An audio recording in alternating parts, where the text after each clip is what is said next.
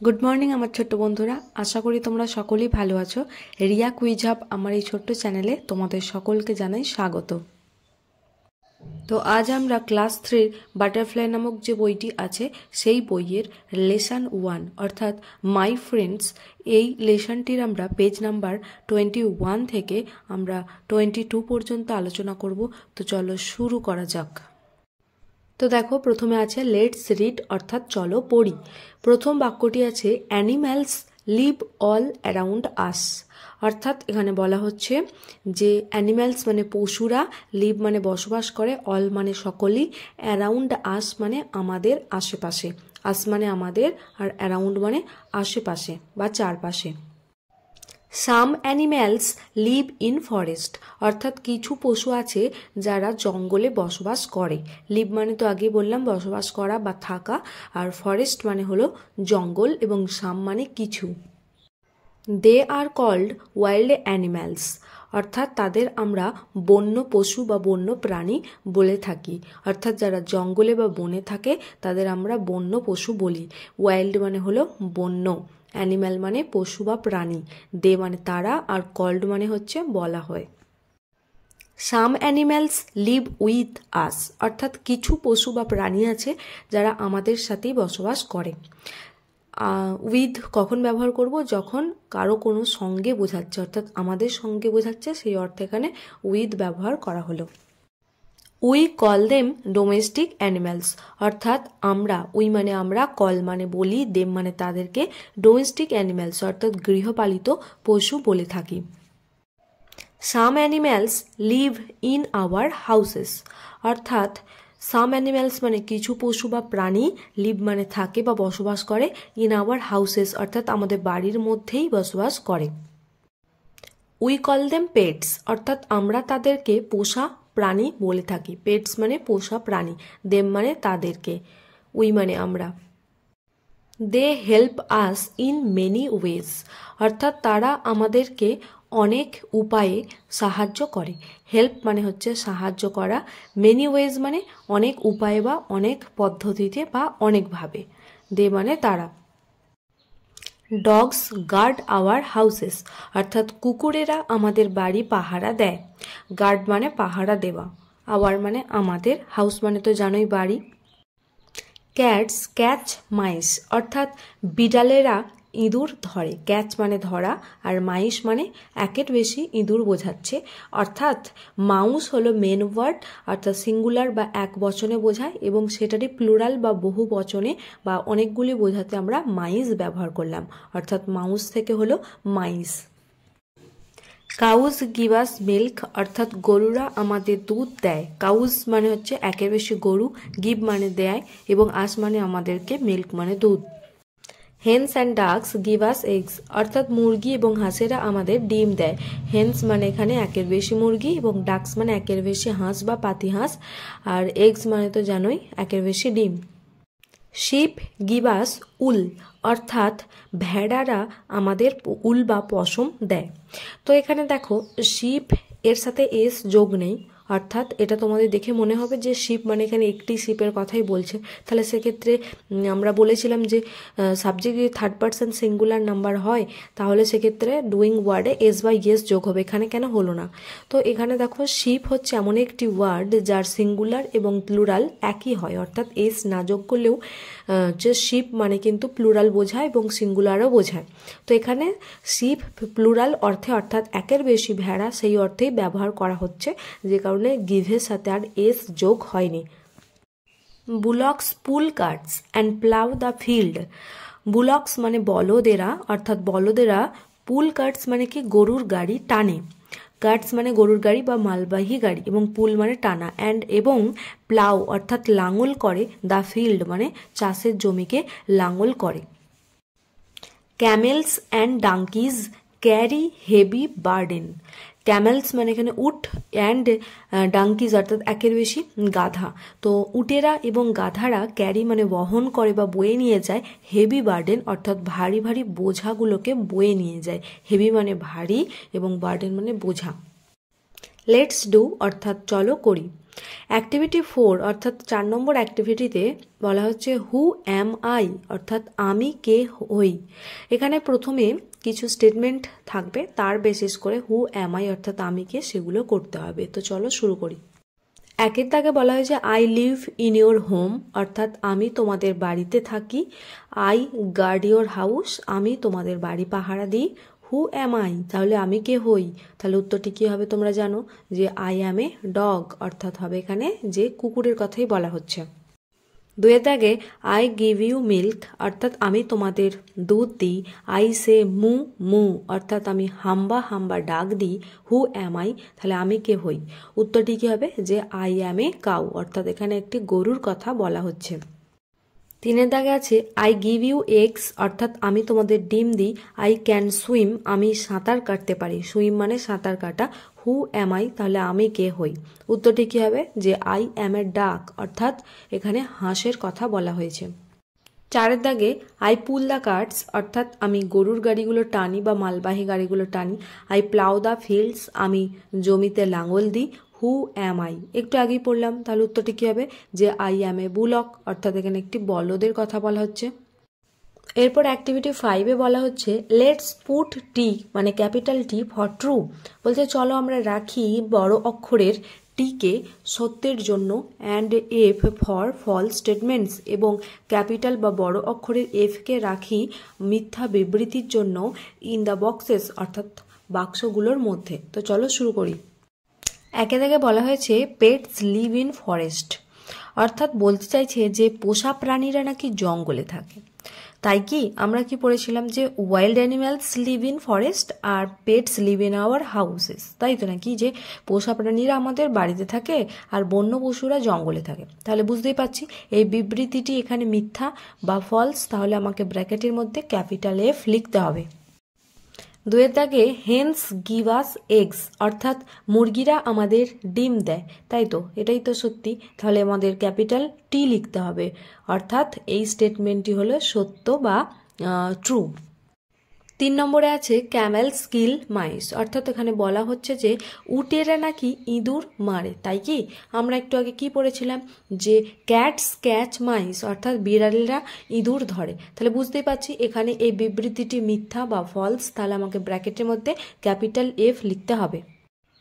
দেখো চারের দাগে বলা হচ্ছে ডগস গার্ড আওয়ার হাউসেস অর্থাৎ কুকুরেরা আমাদের বাড়ি পাহারা দেয়, সেই জন্যই তো আমরা কুকুরকে প্রভু ভক্ত প্রাণী বলে থাকি। তো এখানে বুঝতেই পারছি এই বিবৃতিটি একদম সত্য, তাহলে আমাকে ব্র্যাকেটে ক্যাপিটাল টি লিখতে হবে। 5-এর দাগে আছে বুলক্স গিভ আস উল অর্থাৎ বলতে চাইছে বলদেরা নাকি আমাদের উল বা পশম দেয়, তাই কি আমরা একটু আগে কি পড়লাম যে বুলক্স পুল কার্টস অর্থাৎ বলদেরা গরুর গাড়ি টানে আর শিপ গিভ আস উল অর্থাৎ ভেড়ারা আমাদের উল বা পশম দেয়। তাহলে এখানে বুঝতে পারছি এই বিবৃতিটি মিথ্যা আছে, তাহলে আমাকে ব্র্যাকেটে ক্যাপিটাল এফ লিখতে হবে।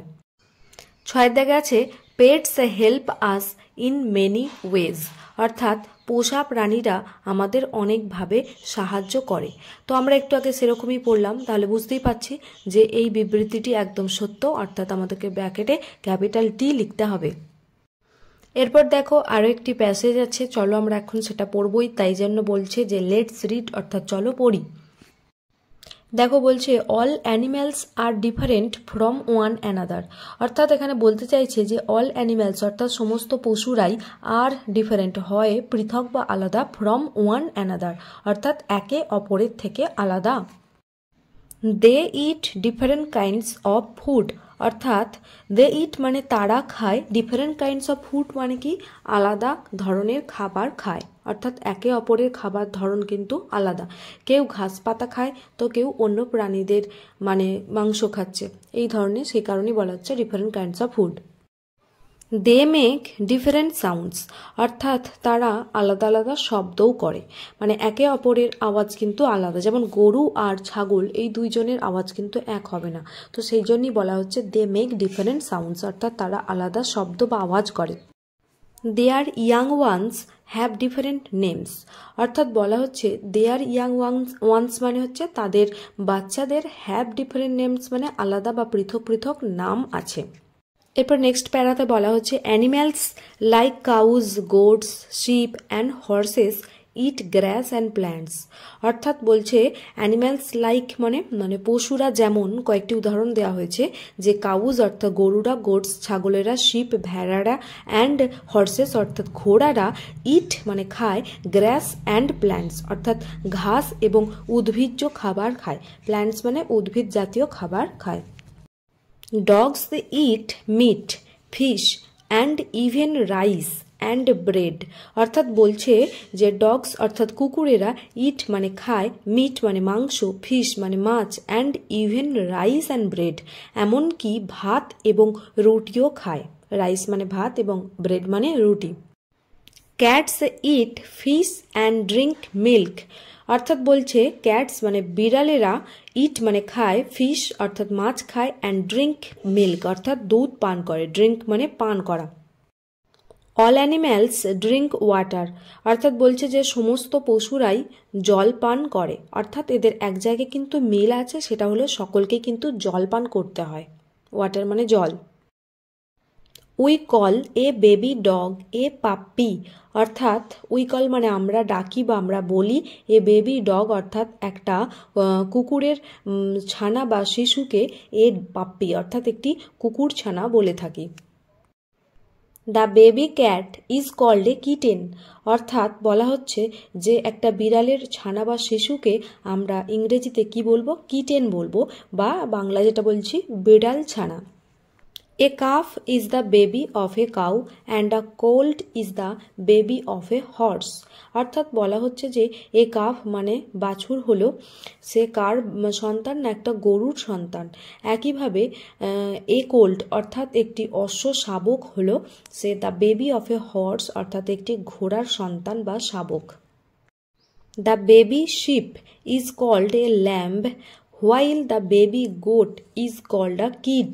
অর্থাৎ এখানে বলা হচ্ছে যে দ্য বেবি শিপ অর্থাৎ একটা ভেড়ার শিশুকে ইজ কল্ড মানে বলা হয় এ ল্যাম্ব বা মেষ শাবক বলা হয়। হোয়াইল যেখানে দ্য বেবি গোট অর্থাৎ একটা হচ্ছে ছোট্ট ছাগল ছানাকে ইজ কল্ড এ কিড, তাকে আমরা ইংরেজিতে বলে থাকি কিড বা ছাগল ছানা। The baby duck is called a duckling and the baby hen is called a chick. অর্থাৎ বলা হচ্ছে যে একটা হাঁসের ছানাকে আমরা ইংরেজিতে ডাকলিং বলি বা হাঁস ছানা বলি। একইভাবে দ্য বেবি হেন অর্থাৎ একটা মুরগির শিশু বা সন্তানকে আমরা ইজ কল্ড বলে থাকি এ চিক অর্থাৎ মুরগি ছানা বলে থাকি। The sounds of the animals অর্থাৎ পশুগুলির আওয়াজগুলিও আর ভ্যারিড হয় বিচিত্র বা আলাদা, অ্যাজ ওয়েল মানে পাশাপাশি। অ্যাজ ওয়েল কেন বলা হচ্ছে, কারণ একটু আগে আমরা দেখলাম যে পশুগুলোর খাবার বা ফুড হ্যাবিট আলাদা, একইভাবে তাদের বেবিজ নেম মানে তাদের যে সন্তানদের নাম সেগুলো ডিফারেন্ট হচ্ছে, তো তার পাশাপাশি আমরা তাদের আওয়াজগুলিও আলাদা পাবো, সেই জন্যেই অ্যাজ ওয়েল কথাটি বলা হয়েছে। Dogs bark, cats mew, cows moo, sheep bleat, donkeys bray and horses neigh. অর্থাৎ এখানে ডগের বা কুকুরের সাউন্ডকে ইংরেজিতে আমরা কি বলছি, বার্ক বা ঘেউ ঘেউ করা। একইভাবে ক্যাটস মিউ মানে কি বিড়ালের সাউন্ডকে ইংরেজিতে আমরা মিউ বলছি বা ম্যাও ম্যাও করা। কাউজ মু অর্থাৎ গাভীর যে সাউন্ড সেটাকে আমরা ইংরেজিতে মো বলবো এবং বাংলা হাম্বা ডাক বলবো। একইভাবে শিপ অর্থাৎ ভেড়াদের যে সাউন্ড বা আওয়াজ সেটাকে আমরা ইংরেজিতে ব্লিট বলবো, বাংলায় ব্যা ব্যা বলবো। ডাঙ্কিজ ব্রে অর্থাৎ গাধাদের সাউন্ডকে আমরা ইংরেজিতে ব্রে বলছি, অর্থাৎ গাধার ডাক হলো ব্রে। অ্যান্ড হর্সেস নে অর্থাৎ ঘোড়াদের যে আওয়াজ বা সাউন্ড ইংরেজিতে তাকে আমরা নে বলবো, NEIGH নে, বাংলায় যেটাকে বলা হয় চি হি আওয়াজ করা। All these animals are different in nature. অর্থাৎ বলা হচ্ছে সমস্ত এই যে আমরা পশুগুলির ব্যাপারে পড়লাম, এই সমস্ত পশুগুলি আর ডিফারেন্ট মানে হয় আলাদা বা পৃথক, ইন নেচার অর্থাৎ তাদের স্বভাব বা প্রকৃতিগত দিক থেকে কিন্তু প্রত্যেকেই একে অপরের থেকে আলাদা। But they are our friends বলছে কিন্তু তারা কিন্তু আমাদের সকলেই কে হয় না, বন্ধু হয় বা মিত্র হয়। বাট মানে কিন্তু, আওয়ার মানে আমাদের, আর ফ্রেন্ডস মানে তো জানোই বন্ধু বা মিত্র। অর্থাৎ এখানে বলতে চাইছে যে আমরা এতক্ষণ যে পশুগুলির ব্যাপারে জানলাম, তাদের খাদ্যাভ্যাস বা তাদের যে সাউন্ড বা তাদের বেবিদের আমরা কি বলি, এগুলো সব জানলাম এবং ধীরে ধীরে বুঝতে পারলাম যে তাদের স্বভাব বা চরিত্র বা তাদের যে প্রকৃতিগত চালচলন একে অপরের থেকে আলাদা হলেও তারা সকলেই কোনো না কোনোভাবে আমাদের কিন্তু উপকার করে থাকে। তো সেই কারণে তারা হলো আমাদের সকলেই কি বন্ধু বা মিত্র। আমার ছোট্ট বন্ধুরা, আজ এই পর্যন্তই। যদি তোমাদের এই ক্লাসটি ভালো লেগে থাকে তাহলে অবশ্যই একটা লাইক দিও, যেটা আমায় মোটিভেট করে পরবর্তীতে আরও নতুন নতুন ক্লাস নিয়ে আসতে। যদি তোমরা রিয়া কুইজ হাব চ্যানেলটিকে এখনও সাবস্ক্রাইব না করে থাকো তাহলে অবশ্যই বলবো করে নিও পরবর্তীতে, তাহলে আরও এরকম যখন ক্লাস দেব তার নোটিশ সবার আগে তোমাদের কাছে পৌঁছে যেতে পারবে। আর যদি পারো তো এই ক্লাসের লিঙ্কটি তোমরা তোমাদের ফ্রেন্ড সার্কেলে শেয়ার করো, যাতে সকলে উপকৃত হতে পারে। তো এখন পর্যন্ত আমি ক্লাস 3 বাটারফ্লাই নামক যে ইংলিশ টেক্সট বই আছে আর উইংস পার্ট 1 বইটি আছে, এই দুই বই থেকে আমি একদম প্রত্যেকটা পেজ ধরে ধরে আলোচনা করছি। তো রিভিশন লেসন দুটো বইয়েরই কমপ্লিট হয়ে গেছে। তো সেগুলোর প্লেলিস্টের লিঙ্ক আমার ডেসক্রিপশান বক্সে থাকবে, এই ক্লাসের যে ডেসক্রিপশান পাবে বক্স সেখানে। তো তোমরা চাইলে সেখানে গিয়ে যারা এখনও ক্লাসগুলো দেখোনি দেখে নিতে পারো। আজ এই পর্যন্তই, সকলে ভালো থেকো, ধন্যবাদ।